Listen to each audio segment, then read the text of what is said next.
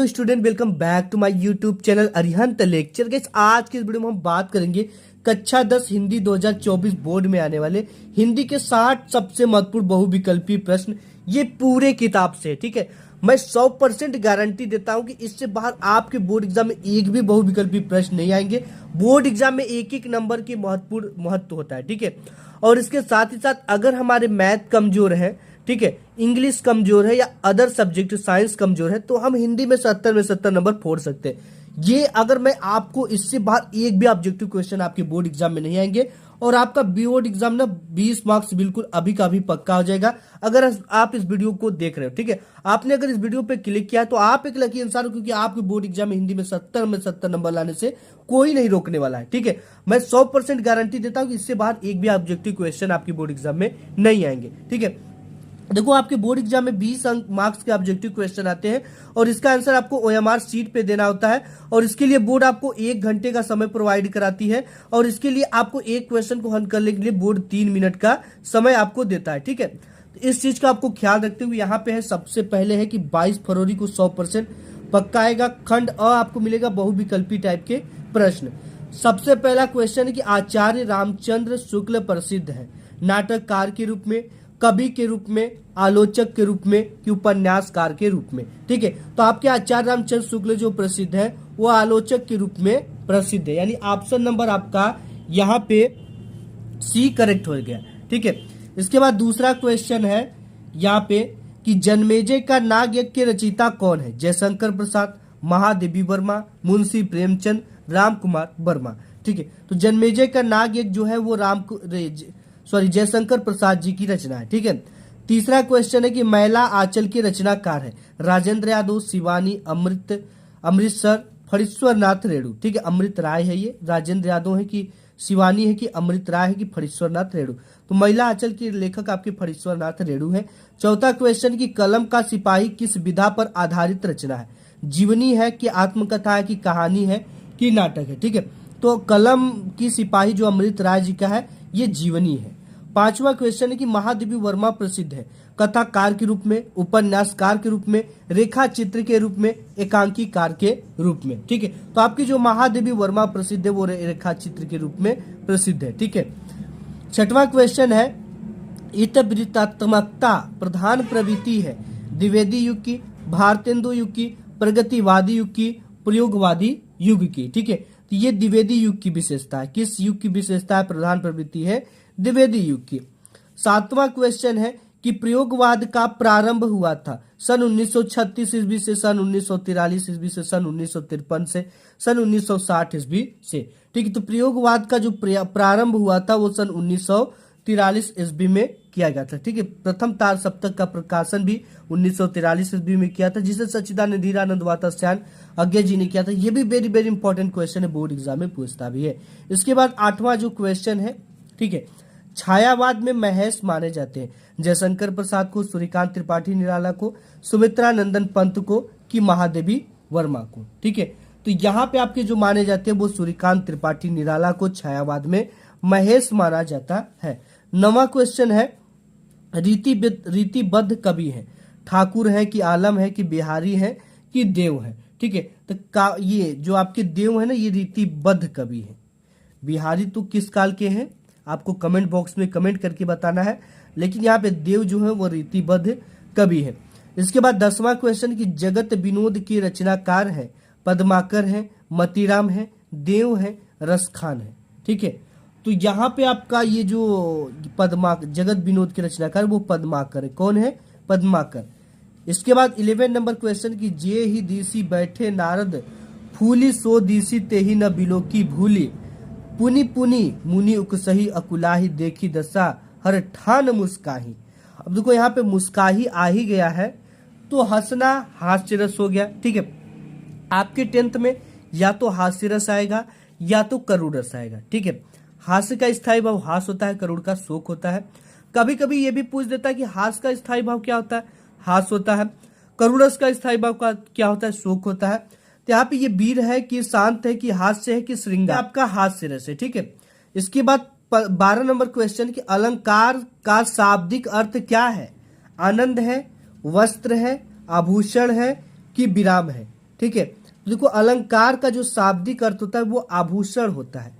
जिस प्रकार आभूषण एक नारी की शोभा बढ़ा देता है, उसी तरह अलंकार जो होते हैं वो शब्दों की शोभा को बढ़ा देते हैं। ठीक है। इसके बाद 13 नंबर क्वेश्चन दे रखा है कि उत्प्रेक्षा अलंकार के वाचक शब्द क्या है।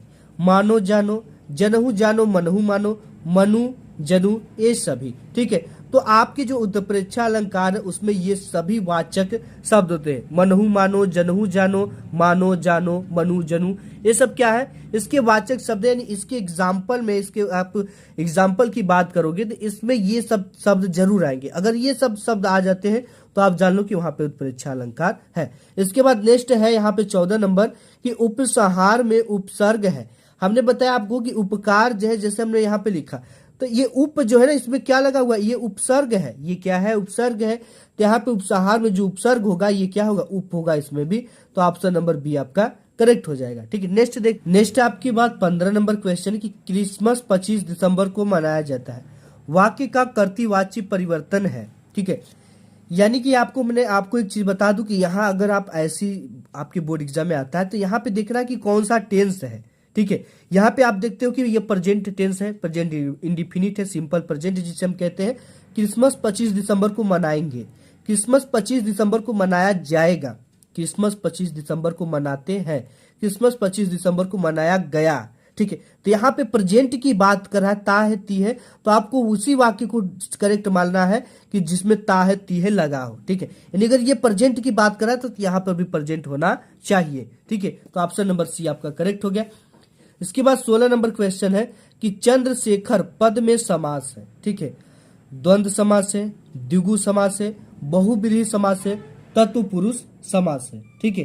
तो देखो जो चंद्रशेखर में आपका समास होगा वो बहुब्रीहि समास होगा। ठीक है। कौन सा समास होगा, चंद्रमा है जिसके शिखर पर अतार्थ भगवान शंकर जी, तो यहाँ पे बहुब्रीहि समास हो गया। इसके बाद है नेक्स्ट की 17 नंबर की दूध का तत्सम रूप होगा। ठीक है। अब देखो ये सब दूध जो है ना, ये संस्कृत का बिगड़ा हुआ शब्द है। यानी इसका भी शुद्ध रूप क्या है, दुग्ध है, दधी है, छाछ है, मक्खन है। ठीक है। तो दुग्ध जो है दूध का शुद्ध रूप है। इसके बाद 18 नंबर क्वेश्चन की मेरी बहन सरोज बहुत अच्छा गाती है, वाक्य में विधेय है। ठीक है। मेरी बहन है, सरोज है, बहुत अच्छा गाती है, कि गाती है विधेय। ठीक है। तो इसमें हमसे विधेय पूछ रखा है, तो आपका इसमें जो बहुत अच्छा गाती है ना, ये आपका क्या हो जाएगा, विधेय।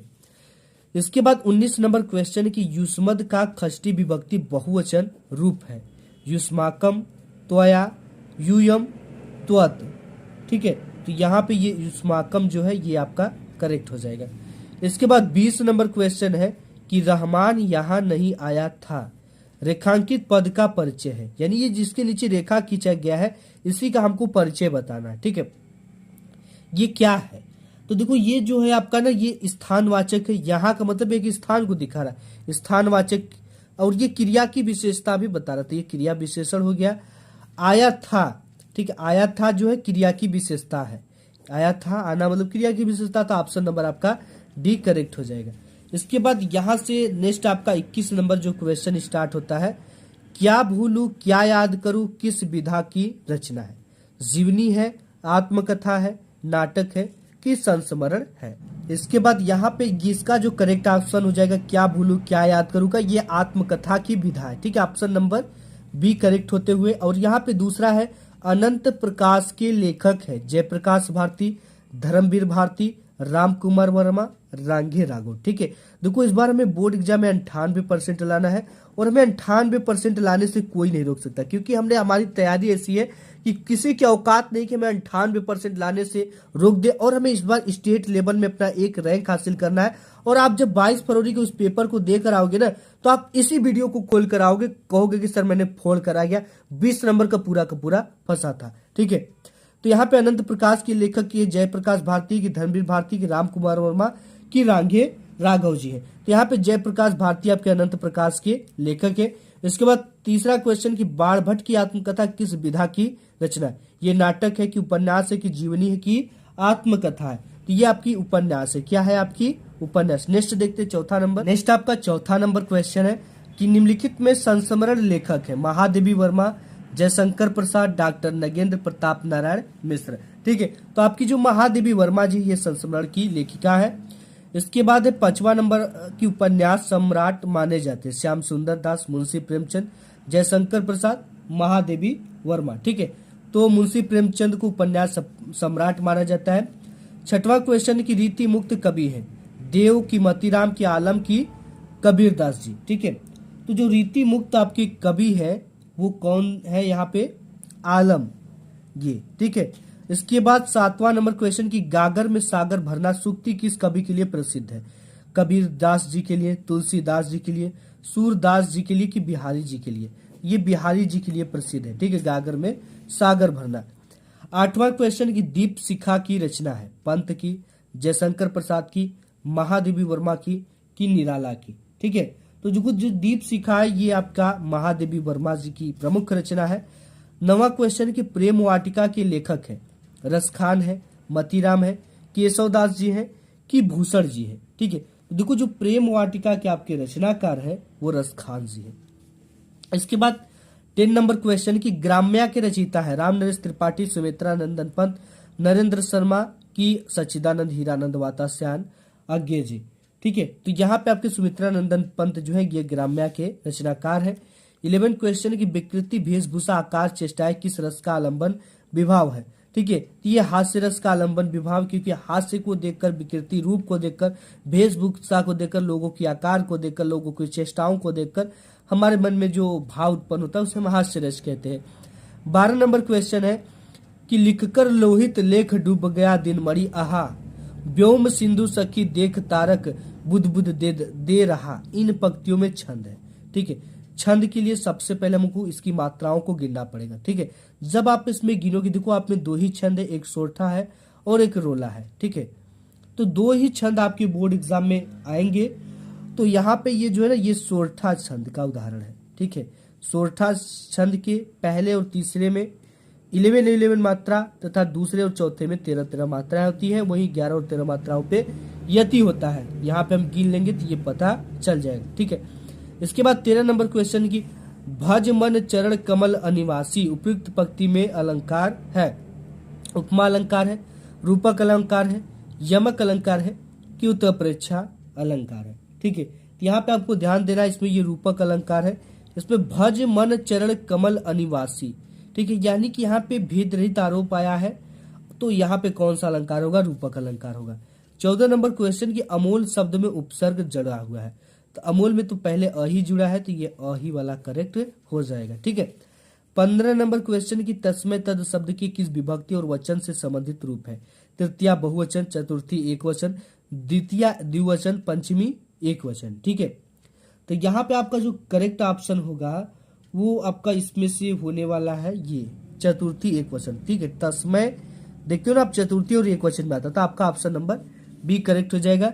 16 नंबर क्वेश्चन की तन मन धन में कौन सा समास है, द्विगु समास है, द्वंद्व समास है, तत्पुरुष समास है कि कर्म धारय समास है। ठीक है, तो हमने बताया कि जैसे ही अगर आपको, अगर यहाँ पे माता पिता मैं लिख देता हूँ, अगर आपसे पूछूं कि यहाँ पे कौन सा समास है, ठीक है, और आप ये छोटा सा डेस्क देखते हो तो आंख बंद करके द्वंद्व समास पे टिक मार दो, क्योंकि आपके बुक में पूरे 2 ही समास है, द्वंद्व समास है, एक द्विगु समास है। ठीक है, या तो द्वंद्व देगा या तो द्विगु देगा, इसमें से तय है। ठीक है, इससे बाहर एक भी समास पे आप टिक मत करना।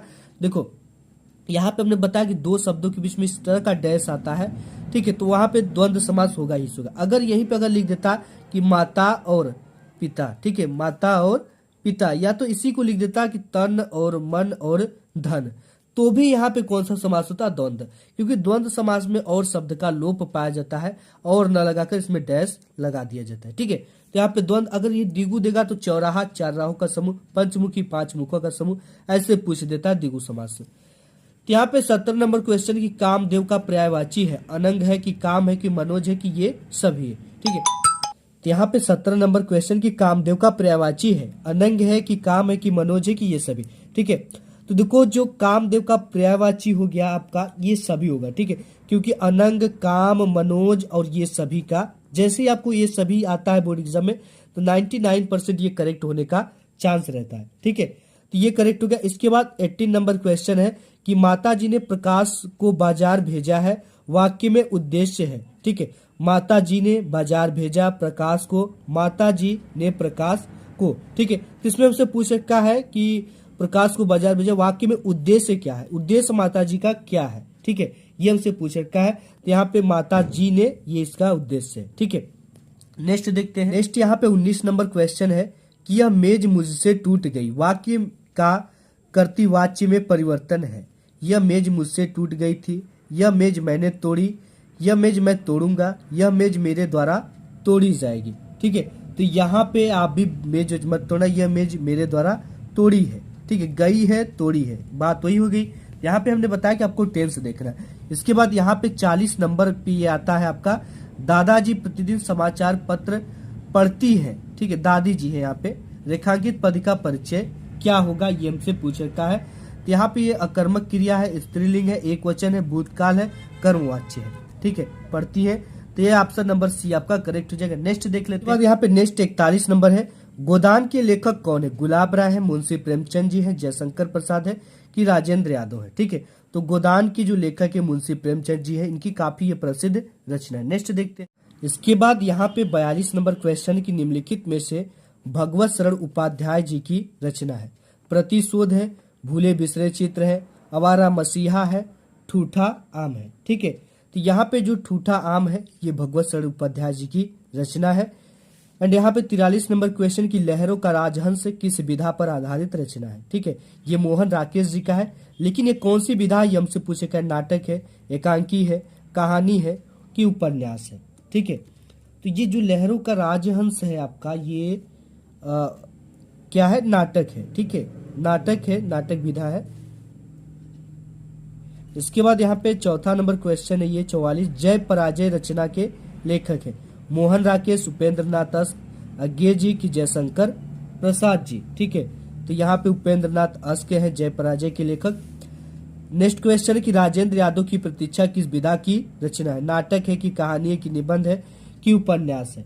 ठीक है, तो ये जो चीजें है कहानी है, ऑप्शन नंबर बी करेक्ट हो जाएगा। इसके बाद नेक्स्ट है कि रीति काल के कवि है, जगनिक है कि सूरदास है कि मतीराम है कि कबीरदास जी है। ठीक है, तो यहाँ पे आपका ये रीतिकालीन कवि मतीराम जी है। ठीक है, रामचंद्रिका के लेखक है तुलसीदास, केशवदास, सूरदास की भूषण जी। ठीक है, तो ये जो आपके तो ये रामचंद्रिका की केशवदास रचनाकार है।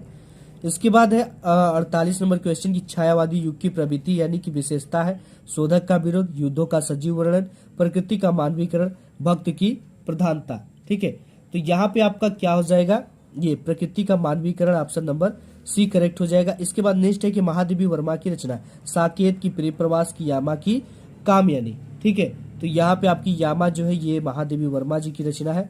यहाँ पे नेक्स्ट है कि खुशबू के शिलालेख किस युग की रचना है, छायावादी युग की, प्रगतिवादी युग की, भारतेंदु युग की नई कविता युग की। ठीक है, तो ये जो आपका है नई कविता युग की विशेषता है। इसके बाद है 11 नंबर क्वेश्चन की करुण रस का स्थायी भाव होता है, ये शोक होता है, ऑप्शन नंबर बी करेक्ट हो जाएगा। इसके बाद 12 नंबर क्वेश्चन है कि हरिपद कोमल कमल से पंक्ति में कौन सा अलंकार होगा। ठीक है, उत्प्रेक्षा होगा कि रूपक होगा कि उपमा होगा कि यमक अलंकार होगा। तो यहाँ पे आपका ये उपमा अलंकार है, क्योंकि इसमें कंपेयर किया गया है हरि का जो पैर है वो हरि के पैर को कोमल कमल सा बताया गया है। ठीक है, यानी हरि के जो पैर है वो कमल के समान कोमल है। तो यहाँ पे तुलना या कंपेयर किया जाता है, तो वहाँ पे हमेशा कौन सा अलंकार होता है, उपमा अलंकार। जैसे चरण कमल बंधव हरिराई में कौन सा अलंकार होगा, तो आपको ये कमेंट बॉक्स में कमेंट करके बताना। ठीक है, कौन सा अलंकार होगा। इसके बाद 13 नंबर क्वेश्चन की रोला के प्रत्येक चरण में मात्राएं कितनी होती है, 16 16, 22 22, 24 24, 26 26। ठीक है, तो आप जानते हो कि रोला के प्रत्येक चरण में कितनी मात्राएं होती है, 24 24 मात्राएं होती है।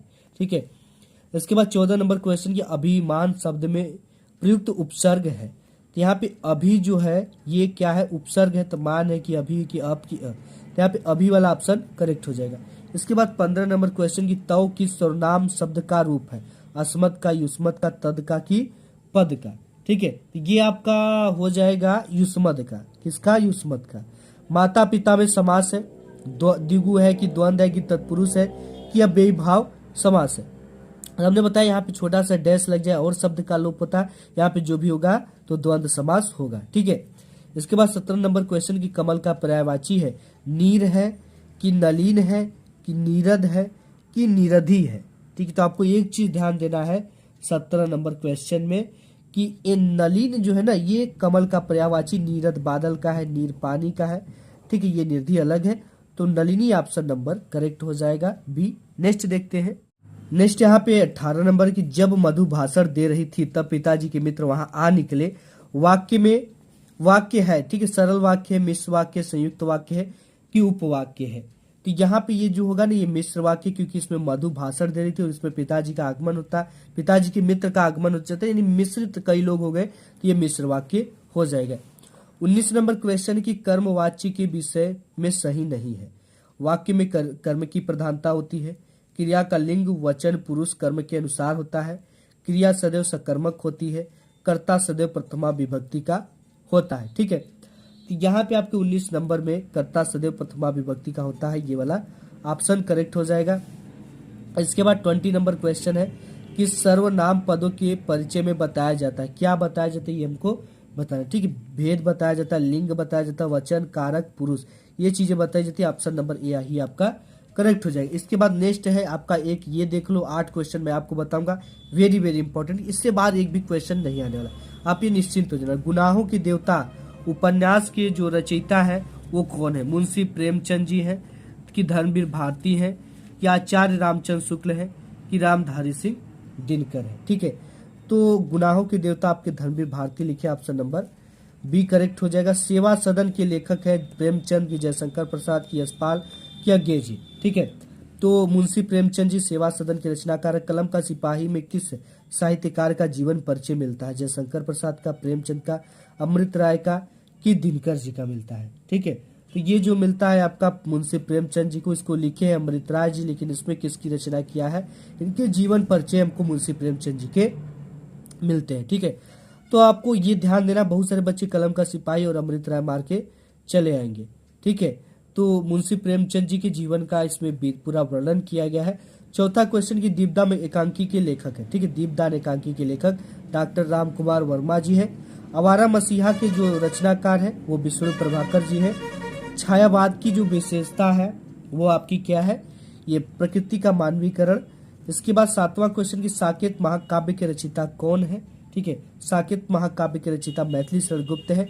8वां आपका है इसमें रीतिकालीन प्रवृत्ति तो श्रृंगार रस की प्रधानता जो है रीति। शिक्षा और संस्कृति के रचयिता कौन है? जयशंकर प्रसाद, आचार्य रामचंद्र शुक्ल, डॉक्टर राजेंद्र प्रसाद, भगवत शरण उपाध्याय जी। ठीक है, तो यहाँ पे आप जानते हो कि डॉक्टर राजेंद्र प्रसाद शिक्षा और संस्कृति के रचनाकार है।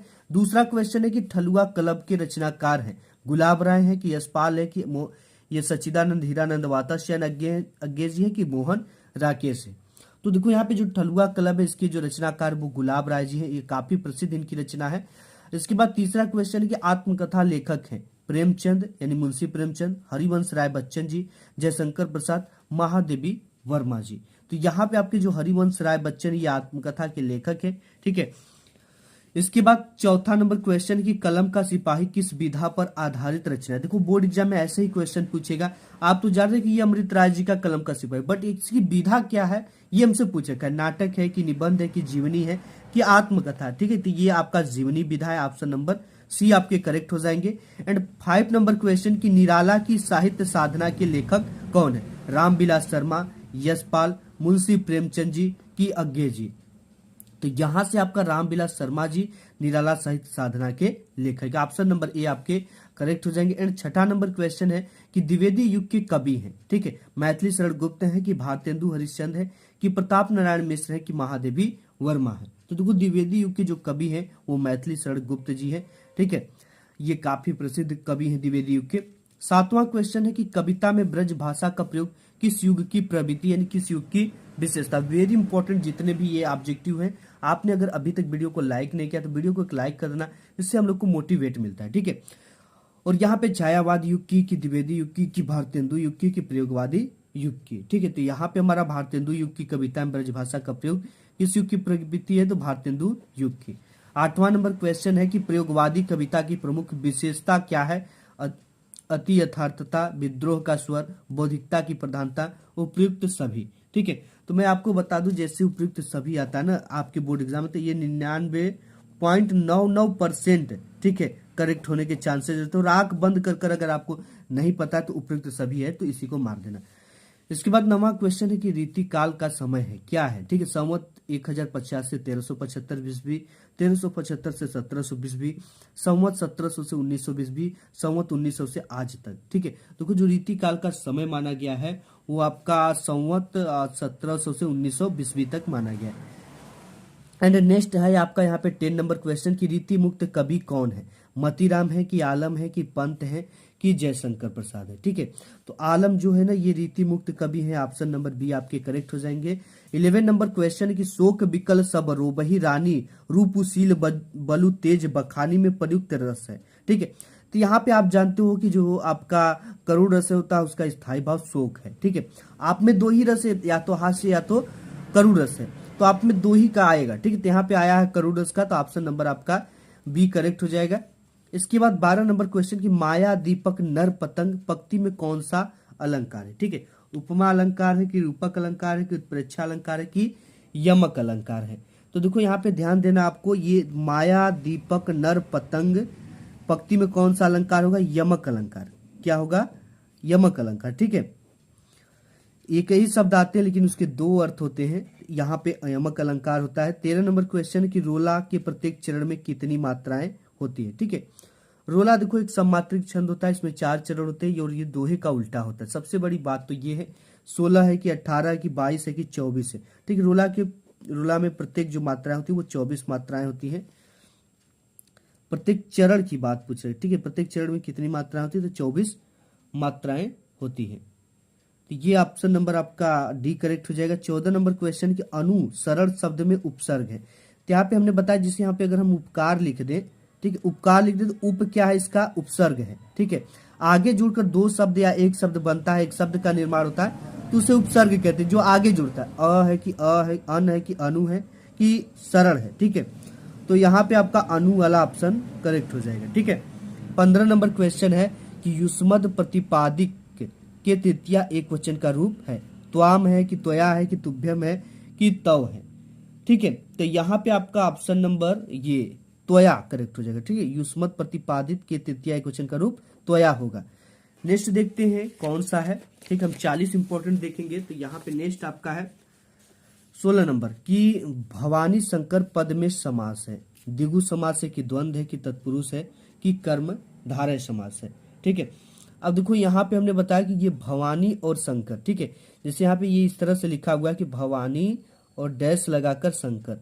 जैसे आपको डैश दिखे, ये छोटा सा डैश दिखता है ना, ये वाला डैश, तो वहां पे जब भी होगा तो द्वंद्व समास होगा। आपके में दो ही समास है, या तो द्विगु है या तो द्वंद्व है।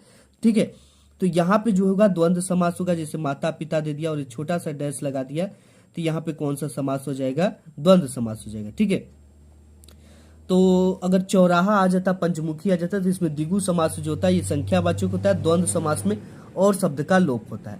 ठीक है, और यहाँ पे 17 नंबर क्वेश्चन की मनोज पर्यायवाची है। चंद्रमा का, कामदेव का, कपड़ा का कि आकाश का। मनोज मतलब होता है सुंदर, तो ये कामदेव जी थे जो काफी सुंदर थे, तो ऑप्शन नंबर बी आपका करेक्ट हो जाएगा। 18 नंबर क्वेश्चन की समान स्तर के दो या दो से अधिक स्वतंत्र उपवाक्य जुड़े होते हैं। किस वाक्य में, दो या दो से अधिक उपवाक्य जुड़े होते हैं स्वतंत्र वाक्य, मिश्र वाक्य में, सरल वाक्य में, संयुक्त वाक्य में, कुटिल वाक्य में। ठीक है, तो यहाँ पे आप ध्यान दोगे कि ये संयुक्त वाक्य जो होता है उसमें एक या एक से अधिक उपवाक्य जुड़कर बनते हैं। 19 नंबर क्वेश्चन की अकर्मक सकर्मक दोनों प्रकार की क्रियाओं का प्रयोग कहाँ पे होता है। कर्मवाच्य में, कर्तृवाच्य में, भाववाच्य में कि सभी वाच्यों में। ठीक है, तो यहाँ पे जो आपका कर्तृवाच्य है ना, इसमें अकर्मक सकर्मक दोनों की क्रियाओं का प्रयोग किया जाता है। 20वां नंबर क्वेश्चन की संज्ञा पदों के परिचय में क्या बताया जाता है। ठीक है, तो यहाँ पे भेद बताया जाता है, लिंग बताया जाता है, वचन बताया जाता है, कारक बताया जाता है, क्रिया से संबंध क्या है, ये चीजें बताई जाती है। तो ऑप्शन नंबर बी आपका करेक्ट हो जाएगा। एंड 21 नंबर आपका है यहाँ से आकाशदीप कहानी संग्रह के लेखक कौन है। ठीक है, यहाँ पे दे रखा मुंशी प्रेमचंद जी, यहाँ पे दे रखा जयशंकर प्रसाद कि यशपाल है कि चतुर्सेन शास्त्री है। ठीक है, देखो आकाशदीप के जो रचनाकार है वो जयशंकर प्रसाद जी हैं। ऑप्शन नंबर आपके बी करेक्ट हो जाएंगे। एंड दूसरे क्वेश्चन है कि आचार्य रामचंद्र शुक्ल की कृति है रस मीमांसा, त्यागपत्र, कल्पतता, क्या भूलू क्या याद करूं। ठीक है, तो यहाँ पे रस मीमांसा ही आचार्य रामचंद्र शुक्ल की प्रसिद्ध कृति है। तीसरा क्वेश्चन की जीवनी विधा की रचना है कलम का सिपाही, भारत दुर्दशा, चंद्रगुप्त, गोदान। ठीक है, इसमें भी देखो आया है कलम का सिपाही जो है ये जीवनी विधा की रचना है। इसके बाद नेक्स्ट है चौथा की परीक्षा गुरु किस गद्य विधा की रचना है, नाटक है, निबंध है, उपन्यास है, कहानी है। ठीक है, तो ये आपका क्या है, ये उपन्यास है। परीक्षा गुरु एक प्रथम उपन्यास एक तरह से आप इसको कह सकते हो। पांचवा क्वेश्चन है कि साहित्यालोचन के लेखक कौन है, आचार्य रामचंद्र शुक्ल, श्याम सुंदर दास, डॉक्टर नगेंद्र, बच्चन सिंह। ठीक है प्यारे बच्चों, यहाँ पे आपको ध्यान ये देना है, इसमें साहित्यालोचन के लेखक पूछ रखा है। ठीक है, तो आपके जो श्याम सुंदर दास जी ये साहित्यालोचन के रचनाकार है। ये आप मत ध्यान देना कि जितने भी इंपॉर्टेंट ऑब्जेक्टिव क्वेश्चन वही बोर्ड एग्जाम में देंगे। ठीक है, हर बार बोर्ड एग्जाम में नए नए ऑब्जेक्टिव क्वेश्चन ऐड किए जाते हैं और कुछ ऐसे ऑब्जेक्टिव क्वेश्चन ऐड किए जाते हैं जो कभी नहीं आए होते। ठीक है, तो इस फेर में आप मत रहना, इस फिराक में मत रहना कि जो ऑब्जेक्टिव क्वेश्चन बार बार आए हैं वही आएंगे। ठीक है, वो तो 4-5 आते ही आते हैं, लेकिन और भी ऑब्जेक्टिव क्वेश्चन कुछ नए भी देते हैं हर बार बोर्ड एग्जाम में। ठीक है, इसके बाद है नेक्स्ट आपका छठवां नंबर की तार सप्तक के कवि हैं, अज्ञेय है कि रामविलास शर्मा है कि भारत भूषण अग्रवाल है कि उपयुक्त सभी है। ठीक है, तो यहाँ पे आपके जो तार सप्तक के संपादक अज्ञेय भी किए थे, यशपाल भी किए थे। ठीक है, तार सप्तक के कवि अज्ञेय भी किए थे, रामविलास, भारत भूषण अग्रवाल, उपयुक्त सभी। तो ऑप्शन नंबर आपका ये डी करेक्ट हो जाएगा। तार सप्तक के संपादक कौन थे? ठीक है, यहाँ पे अज्ञेय थे कि यशपाल थे कि दिनकर थे कि महादेवी वर्मा जी थे। तो देखो तार सप्तक का प्रथम संपादक ये अज्ञेय जी ने, सच्चिदानंद हीरानंद वाताश्रय अज्ञेय जी ने किया था 1943 ईस्वी में। ठीक है, प्रथम तार सप्तक का प्रकाशन 1943 ईस्वी में हुआ था। ये भी क्वेश्चन आपके बोर्ड एग्जाम में आता है। आठवां है कि द्विवेदी युग की प्रमुख विशेषता क्या है, नीति और आदर्श, कल्पना की अधिकता, संकुचित राष्ट्रीयता, शोषण का विरुद्ध। ठीक है, तो यहाँ पे नीति और आदर्श जो है द्विवेदी युग की प्रमुख विशेषता रही है। नवा क्वेश्चन की बिहारी द्वारा प्रयुक्त मुख्य छंद क्या है, दोहा है कि सोरठा है कि रोला है कि चौपाई है। ठीक है, तो यहाँ पे आपका बिहारी द्वारा प्रयुक्त मुख्य छंद क्या है, दोहा है। इसके बाद 10वां क्वेश्चन है दीप शिखा रचना है जयशंकर प्रसाद की, महादेवी वर्मा की, पंत की यानी सुमित्रा नंदन पंत की, सूर्यकांत त्रिपाठी निराला जी की। तो आप जानते हो जो दीप शिखा ये काफी प्रसिद्ध रचना है महादेवी वर्मा जी की। 11 नंबर क्वेश्चन की तात तात हाँ तात पुकारी पंक्ति में कौन सा रस है, वीर रस है, करुण रस है, हास्य श्रृंगार। यहाँ पे देखो ये बंदा जो है मुसीबतों में है, तात ने तात को पुकारा, यानी तात यानी पिता भी होता है, तात मतलब बेटा भी होता है। तो पिता ने बेटे को पुकारा। ठीक है, पुकार रहा तो कोई ना कोई दुख में है, तो यहाँ पे आपका जो रस होगा वो करुण रस होगा। ठीक है, ऑप्शन नंबर बी। नेक्स्ट आपका है 12 नंबर क्वेश्चन की उपमा अलंकार के कितने अंग होते हैं। ठीक है, 2 की 3 की 4 की 6। तो 4 उपमा अलंकार के अंग होते हैं। 13 नंबर क्वेश्चन की किस छंद के प्रत्येक चरण में 24 मात्राएं होती है, देखा दोहा में कि रोला में कि सोरठा में कि चौपाई में। ठीक है, प्रत्येक चरण में 24 मात्राएं की बात हमसे कर रहा है। ठीक है, तो यहाँ पे जो आपका रोला होता है इसके प्रत्येक चरण में 24 मात्राएं होती है। ठीक है, इसके बाद 14 नंबर क्वेश्चन है कि सहपाठी में उपसर्ग है। हमने बताया ये जो सह जुड़ा हुआ है ये आगे जुड़ा हुआ है तो ही आपका उपसर्ग हो जाएगा, option number A. 15 number question की कौन सा शब्द रूप तीनों लिंगों में एक समान बना रहता है। ठीक है, तो आपने अगर ध्यान दिया होगा तो जो ये तयो है ना ये तीनों लिंगों में एक समान बना रहता है। 16 नंबर क्वेश्चन की द्विगु समास किस पद में है, राजा रानी, पाप पुण्य, चौराहा, विशेष्य विशेष। अब देखो हमने बताया ये डैश लग जाता है तो यहाँ पे द्वंद्व समास होगा, यहाँ पे भी द्वंद्व समास होगा, यहाँ पर भी द्वंद्व समास होता है क्योंकि द्वंद्व में और शब्द का लोप पाया जाता है। और यहाँ पे चौराहा आ गया यानी 4 राहु का समूह ये संख्यावाचक होता है, ये द्विगु समास का पद है। इसके बाद नेक्स्ट है 17 नंबर गंगा का पर्यायवाची शब्द है। ठीक है, भागीरथी है कि घोड़ा है कि इंद्र है कि कुबेर है। ठीक है, तो भागीरथी आपका जो है ये गंगा का पर्यायवाची है। 18 नंबर क्वेश्चन है उसे दफ्तर की नौकरी से घृणा थी, रचना की दृष्टि से वाक्य भेद है, निषेधवाचक, सरल वाक्य, संयुक्त वाक्य, मिश्र वाक्य। ठीक है, तो देखोगे आप तो एक तरह का ये सरल वाक्य है, तो ऑप्शन नंबर बी आपके करेक्ट हो जाएंगे। 19 नंबर क्वेश्चन की वाच्य का संबंध है कर्म के रूप में, क्रिया के रूप में, कर्ता के रूप में, काल के रूप में। ठीक है, तो यहाँ पे क्रिया के रूप में वाच्य का संबंध होता है। 20वां नंबर क्वेश्चन है, वाक्य में स्थित पदों का व्याकरण की परिचय क्या कहलाता है? पदंध कहलाता है कि पद समूह कहलाता है कि पद परिचय कहलाता है कि पद स्थिति कहलाती है? ठीक है, तो ये आपका पद परिचय कहलाता है, यानी ऑप्शन नंबर सी करेक्ट हो जाएगा। क्वेश्चन वो दे रखा कि मित्रता निबंध के लेखक है भारतेंदु हरिश्चंद्र, आचार्य रामचंद्र शुक्ल, राय कृष्ण दास, प्रेमचंद। ठीक है, तो मित्रता जो लिखे आपके पहला पाठ है वो लिखे आचार्य रामचंद्र शुक्ल जी। दूसरा क्वेश्चन है, आवारा मसीहा कृति के रचनाकार है विष्णु प्रभाकर, अज्ञेय, यशपाल, जैनेन्द्र है। ठीक है, तो आवारा मसीहा जो कृति है इसके रचनाकार विष्णु प्रभाकर जी है। ऑप्शन नंबर ए आपका करेक्ट हो जाएगा। तीसरा क्वेश्चन है, यात्रा के पन्ने किस विधा पर आधारित रचना है? निबंध विधा है, नाटक विधा है, यात्रा साहित्य विधा है कि एकांकी है? ठीक है, तो देखो जो आपके यात्रा के पन्ना है ये यात्रा साहित्य है। यात्रा से ही पता चलता है कि ये क्या है, यात्रा करते हुए लिखी गई साहित्य है। इसके बाद चौथा क्वेश्चन देता है कि सरस्वती पत्रिका प्रकाशित हुई थी, ठीक है, भारतेंदु युग में, द्विवेदी युग में, शुक्ल युग में, शुक्लोत्तर युग में? ठीक है, तो देखो ये द्विवेदी युग में प्रकाशित हुई थी और इसका जो प्रकाशन किया था तो आपकी सरस्वती पत्रिका के संपादक महावीर प्रसाद द्विवेदी था और इन्हीं के नाम पे ये द्विवेदी युग पड़ा था। ठीक है, इसके बाद पांचवा क्वेश्चन है कि ठलुआ कलब के लेखक हैं गुलाब राय, यशपाल, श्याम सुंदर दास की सच्चिदानंद हीरानंद वात्स्यायन अज्ञेय जी? ठीक है, तो देखो जो ठलुआ कलब लिखे थे वो गुलाब राय लिखे थे। कौन लिखे थे? गुलाब राय। ऑप्शन नंबर ए आपका करेक्ट हो जाएगा। छठवां क्वेश्चन है कि प्रगतिवादी कविता की विशेषता नहीं है शोषण का विरोध, शोषितों के प्रति सहानुभूति, क्रांति की भावना, कल्पना की अधिकता। ठीक है, तो कल्पना की अधिकता इसमें नहीं है क्योंकि प्रगतिवादी में कल्पना नहीं किया जाता था, तो ऑप्शन नंबर डी आपका करेक्ट हो जाएगा।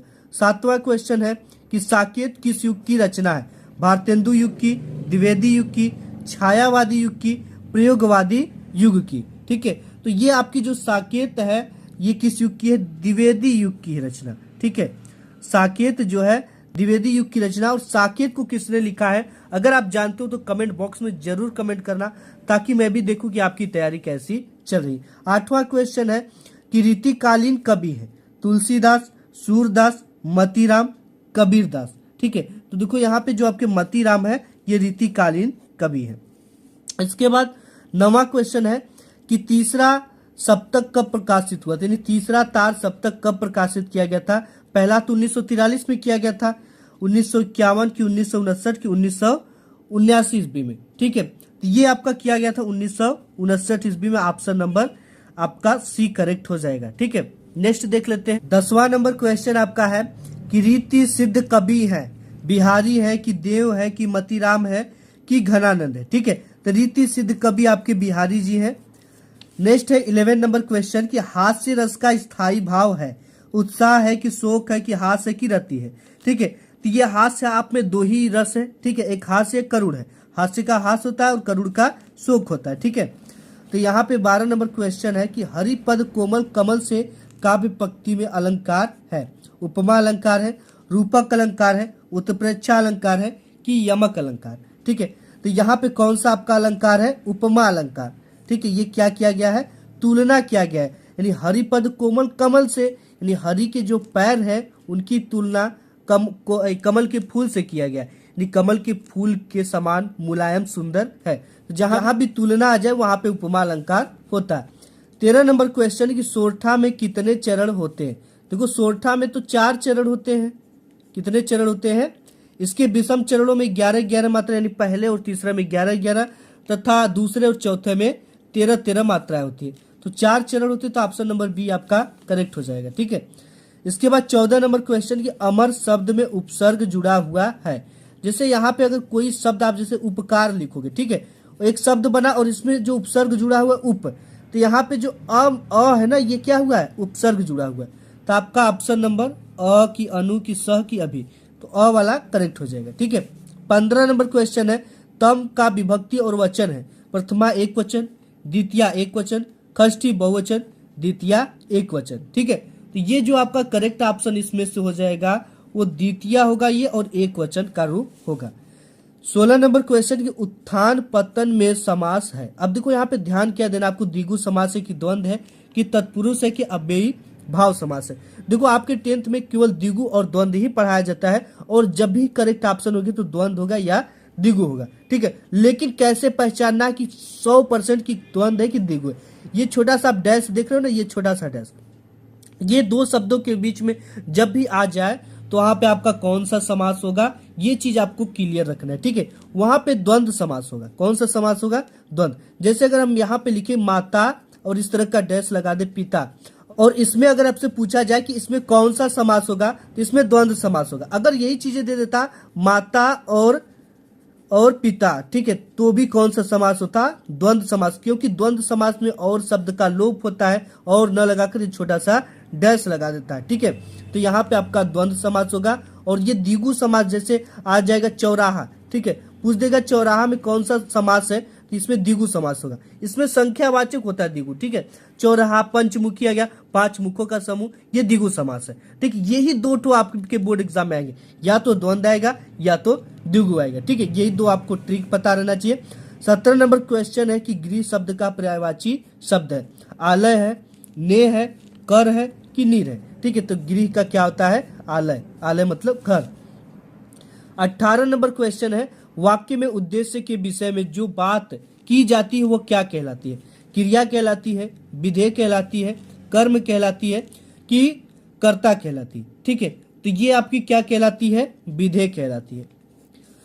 इसके बाद 19 नंबर क्वेश्चन की रोहन नहीं सोता, वाक्य का भाववाच्य में परिवर्तन है। रोहन नहीं सो रहा है, रोहन से नहीं सोया जाता है, रोहन से नहीं सोया जाएगा, रोहन नहीं सोया है, ठीक है। अब यहाँ पर आपको देखो कौन सा ऑप्शन करेक्ट हो रहा है, ये बी।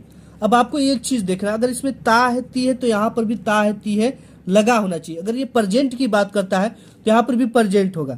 अगर फ्यूचर की बात करेगा गा गेगी तो इसमें भी गा गेगी लगा रहेगा, ठीक है। इस चीज से आपको पहचानना है। तो रोहन नहीं सोता वाक्य का भाववाच्य में परिवर्तन क्या है?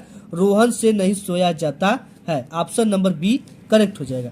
इसके बाद 20वां नंबर क्वेश्चन है हम तुम तो इतना भी नहीं जानते कि कुटुंब का पालन कैसे किया जाता है, रेखांकित पद का परिचय। इसके नीचे एक रेखा खींचा गया है, इसका हमसे परिचय पूछ रहा है। ये क्या है? अव्यय है समुच्चय बोधक की अव्यय संबंध बोधक की अव्यय निपात की अव्यय क्रिया विशेषण, ठीक है। तो ये आपकी क्या है? अव्यय निपात है। क्या है? अव्यय निपात।